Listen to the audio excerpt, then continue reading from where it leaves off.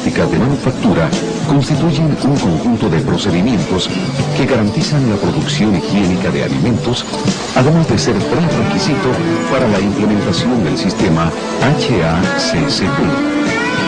Debe evaluarse la existencia y la eficiencia de las GMP durante la planificación y la implementación de cada plan HACCP. Las GMP deben documentarse y verificarse periódicamente. Se aplican los principios generales de higiene de los alimentos en toda la cadena alimentaria, desde la producción primaria hasta el consumidor final, estableciendo las condiciones de higiene necesarias para producir alimentos inocuos y saludables.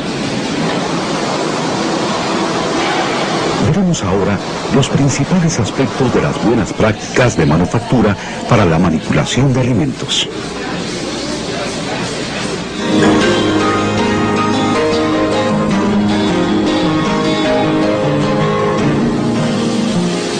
El agua que entra en contacto con los alimentos o con superficies que están en contacto con los alimentos debe ser potable, de calidad higiénica adecuada y debe proceder de una fuente inocua.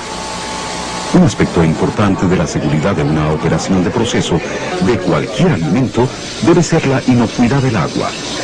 Un plan GMP completo debe, en primer lugar, considerar las fuentes y el tratamiento del agua que entra en contacto con los alimentos o con superficies de trabajo o el agua que se utiliza para fabricar hielo.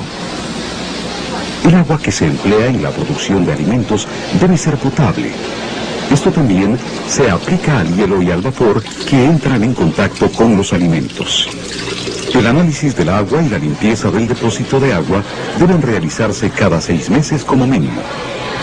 Para que se considere potable, el agua debe cumplir con las normas especificadas en la última edición de las normas de la Organización Mundial de la Salud, OMS, que establecen los parámetros de calidad del agua potable.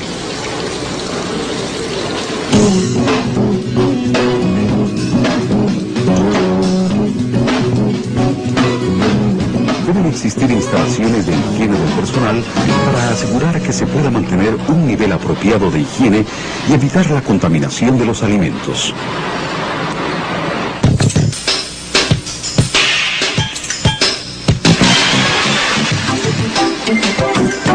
Una planta de producción de alimentos debe contar con ventilación natural o mecánica a fin de reducir al mínimo la contaminación de los alimentos por el aire contaminado, por ejemplo, de aerosoles y gotas de condensación. Controlar la temperatura del ambiente. Controlar los olores que pueden afectar la inocuidad de los alimentos. Controlar la humedad a efectos de garantizar la seguridad y la inocuidad de los alimentos. Los sistemas de ventilación deben ser diseñados y construidos de forma tal que el aire no fluya desde zonas contaminadas o sucias.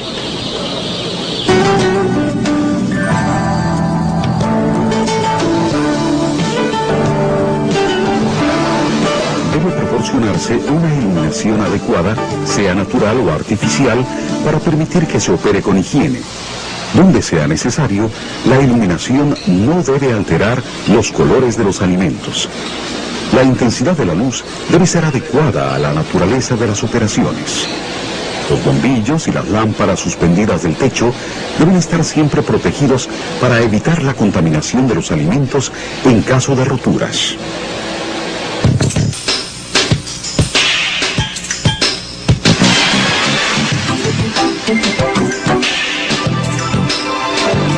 El almacenamiento de las materias primas, ingredientes y otros productos utilizados en la fabricación de alimentos debe realizarse de modo que permita mantenimiento y limpieza adecuados, evite el acceso de plagas y la formación de nidos, permita la protección eficiente de los alimentos durante el almacenamiento y la creación de un ambiente que reduzca al mínimo el deterioro de los alimentos.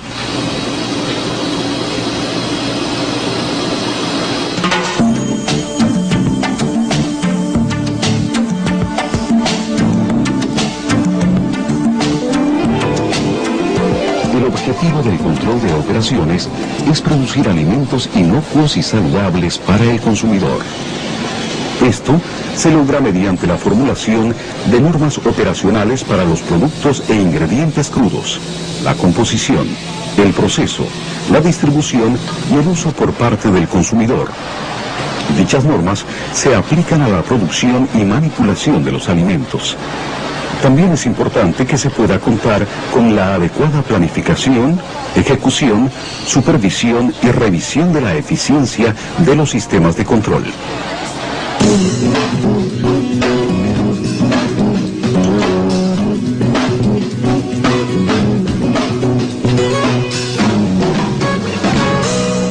El control inadecuado de la temperatura del proceso de alimentos es una de las causas más comunes de ETA, o deterioro precoz de los alimentos. Estos controles incluyen el tiempo y la temperatura de cocción, enfriamiento, proceso y almacenamiento.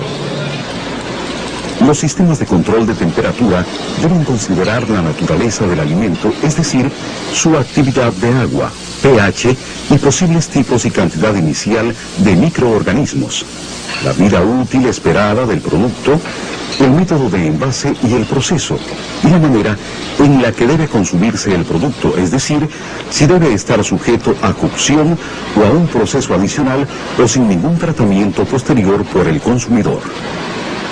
Deben especificarse los límites tolerables de las variaciones de tiempo y temperatura. Deben verificarse los registros de temperatura e intervalos regulares y debe evaluarse su exactitud.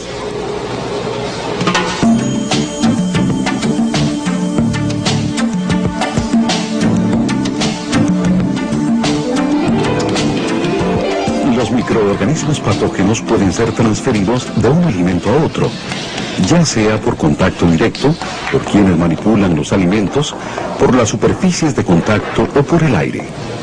Deben separarse los alimentos crudos o no procesados físicamente o según el momento en que se trabaja con ellos de los alimentos listos para comer, con una limpieza y desinfección eficaces entre las distintas etapas.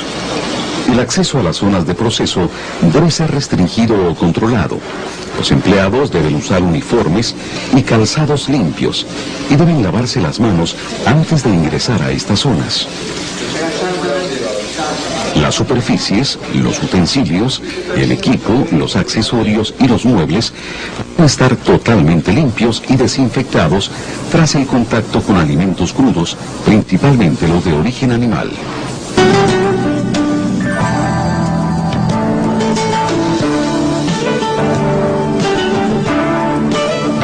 La prevención de los peligros de los alimentos comienza con el control de material recibido.